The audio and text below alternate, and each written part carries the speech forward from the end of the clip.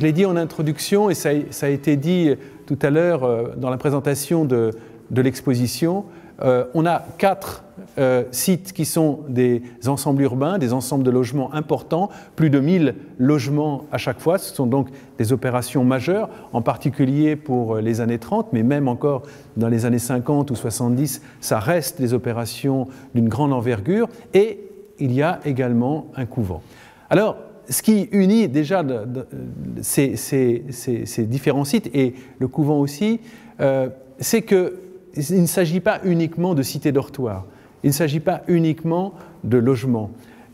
Les architectes, les urbanistes et également les maîtres d'ouvrage, les maires tels que Lazare Goujon, tels que Édouard Herriot, tels que Claudius Petit, tels que, ça y est, je ne me reviens plus, voilà, Camille Valin à Givors, sont aussi des gens qui ne veulent pas, qui pensent que faire du logement, c'est en même temps faire de la ville. Et donc qui ont eu dès le départ cette ambition de lier les logements avec un certain nombre d'équipements collectifs, d'équipements au service de la collectivité. Et donc d'apporter notamment un certain nombre de services que chacun ne pourrait pas s'offrir, mais que la collectivité peut mettre à disposition de l'ensemble des personnes qui habitent là. Et c'est déjà là une des premières orientations de cette notion d'utopie réalisée. Alors, qu'est-ce qu'il y a plus précisément derrière ces utopies réalisées? Pour bien comprendre, il faut revenir un instant sur la définition même du mot utopie. Aujourd'hui, le mot utopie est employé à tort et à travers pour désigner des projets fantastiques, des projets fantaisistes, des projets totalement irréalisables, des projets qui seraient venus d'ailleurs, et donc à une connotation extrêmement péjorative, négative.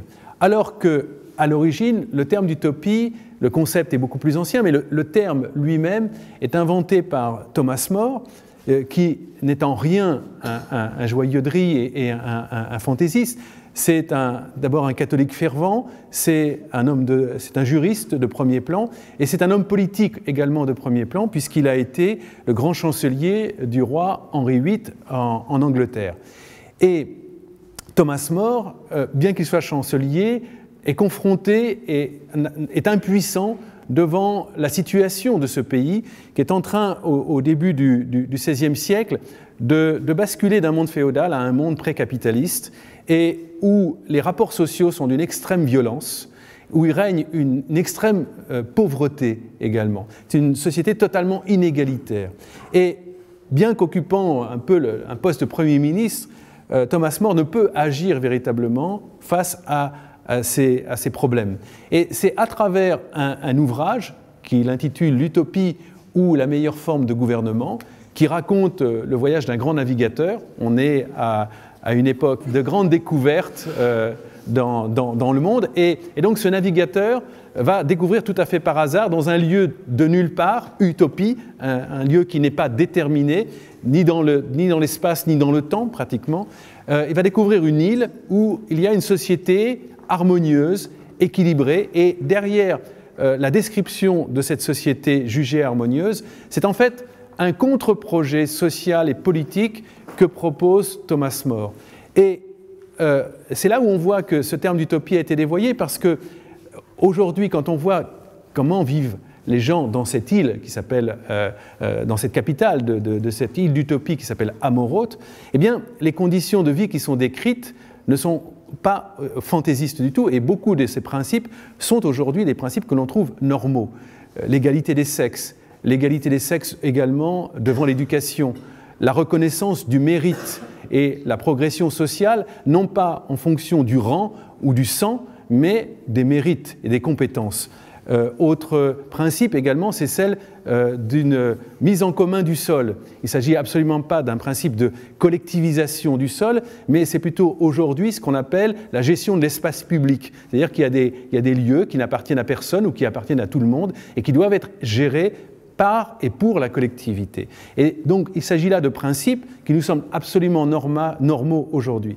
Et donc, l'utopie est en fait un contre-projet, mais qui, lorsqu'il est donné, ne rencontrent pas les conditions politiques, économiques, sociales ou bien techniques qui permettraient de le réaliser.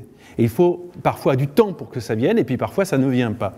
Et c'est dans ce sens-là qu'il faut que l'on retienne ce terme d'utopie. Derrière le projet aussi de Thomas More, au départ, il y a un diagnostic, il y a un bilan. Il y a le diagnostic de cette société anglaise qui est d'une très grande violence et d'une très grande inégalité. Et derrière les utopies réalisées ici, il y a également un diagnostic. Ce diagnostic, qui est fait dans les années 20 par Le Corbusier, mais par d'autres aussi, mais Le Corbusier est le porte-parole de cette modernité. Le Corbusier est l'architecte qui a écrit plus de 50 livres, plus qu'aucun autre architecte dans toute l'histoire de l'architecture. Donc Le Corbusier a des propos qu'on peut rapporter. Le Corbusier parle d'équilibre rompu. Et de quoi s'agit-il? Il dit en 1921 « Le rouage profondément perturbé oscille entre une amélioration importante ou une catastrophe. Les diverses classes actives de la société n'ont plus de gîte convenable, ni l'ouvrier, ni l'intellectuel. » Et effectivement, la situation du logement en France au début du XXe siècle et encore entre les deux guerres est absolument dramatique. Les conditions de vie de nos grands-parents ou arrière-grands-parents sont assez lamentables.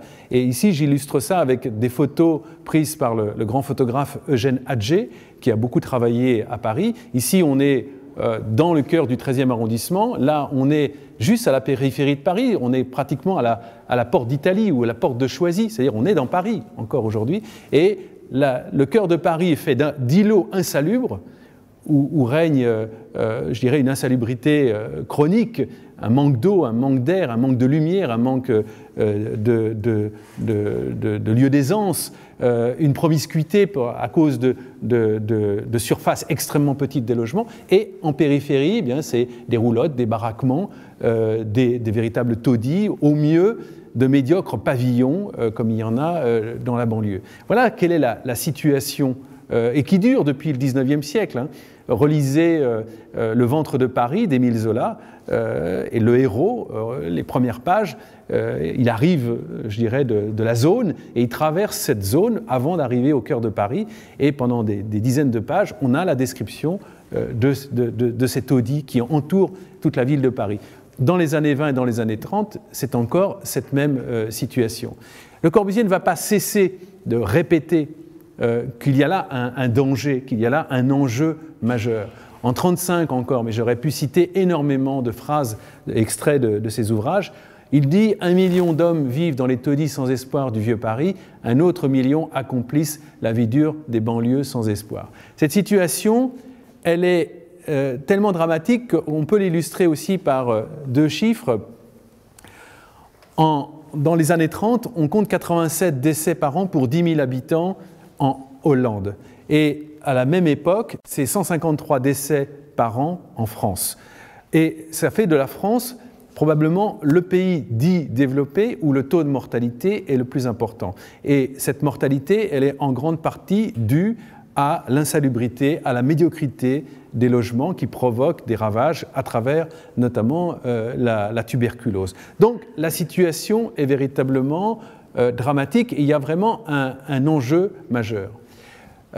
Pour autant, c'est une question qui n'intéresse pas les pouvoirs publics. C'est une question négligée par les pouvoirs publics.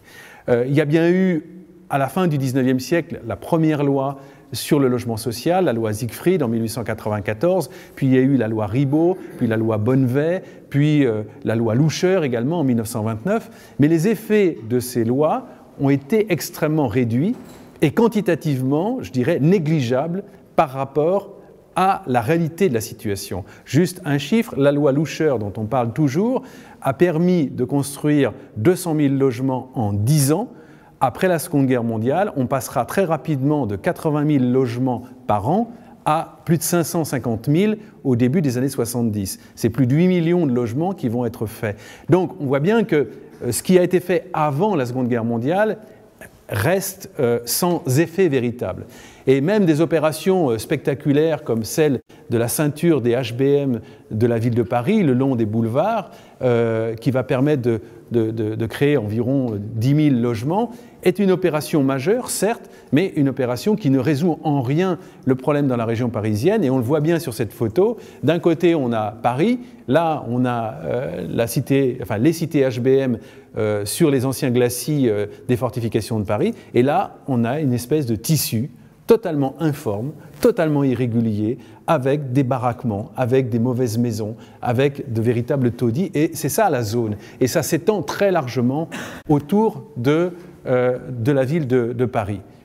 Et c'est une question négligée aussi bien par les pouvoirs publics que par la maîtrise d'ouvrage privée. Les pouvoirs publics estiment que ce n'est pas du ressort du gouvernement, de l'État, de s'occuper de la question du logement et renvoient ça au secteur privé, mais le secteur privé ne s'y intéresse pas parce que ce n'est pas d'un bon rapport. Le logement social, le logement d'ouvriers, ça ne rapporte pas grand-chose.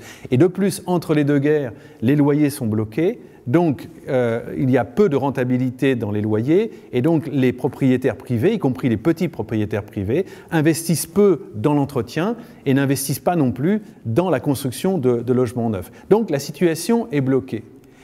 C'est une question négligée également de la part des architectes, de la part de la majorité des architectes. Et de ce point de vue-là, les propos d'Auguste Perret, qui est, avec Le Corbusier, l'autre grande figure de l'architecture entre les deux guerres, les propos d'Auguste Perret sont certainement très significatifs de ce qu'est l'approche des architectes à cette époque-là.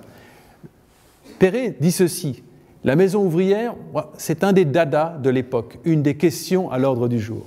Déjà, le terme de dada est très méprisant et montre bien le peu d'intérêt qu'il porte à cette question. Il ajoute, au point de vue purement architectural, c'est un problème provisoire. 100 ans plus tard, aujourd'hui, on sait que le problème du logement à l'échelle de la planète reste un problème crucial et de plus en plus dramatique. Et il ajoute enfin, certes à ces travaux qui souvent exigent le déploiement de profondes connaissances et de beaucoup d'ingéniosité, l'esprit peut trouver sa part et son emploi, mais dans une mesure que je crois mineure. Et là, on voit bien quel est le fond du problème. Non seulement faire du logement ouvrier ou du logement social, ce n'est pas très intéressant sur le plan de la rentabilité pour un architecte, c'est beaucoup de temps, c'est beaucoup d'investissement pour une rentabilité relativement faible, mais surtout, et ça se voit bien dans cette citation, ça n'est pas de l'architecture.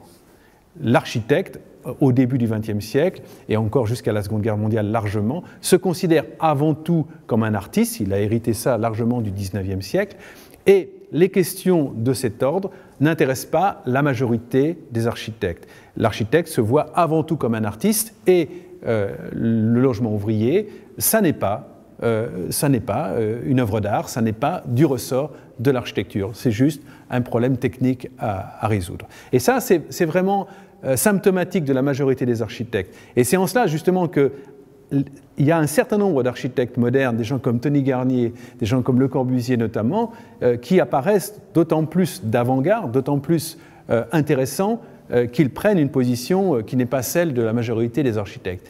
Alors, ces images qui dataient des années 10 ou du début des années 20 à Paris, on retrouve exactement les mêmes dans les années 50 et 60, ici dans la région. Ces photos sont prises à Lyon, à Givors, à Villeurbanne, dans les années 50 et les années 60.